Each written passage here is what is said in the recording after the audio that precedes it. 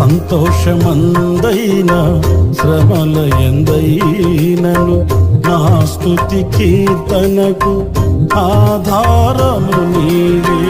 నిత్యమైన మహిమలో నన్ను నిలుపుటకు శుద్ధ సువర్ణముగా నన్ను మార్చుచున్నావు. నిత్యమైన మహిమలో నన్ను నిలుపుటకు శుద్ధ సువర్ణముగా నన్ను మార్చుచున్నావు. ఆరాధ్యుడా యేసయ్యా, నీతో నా అనుబంధం మాధుర్యమే.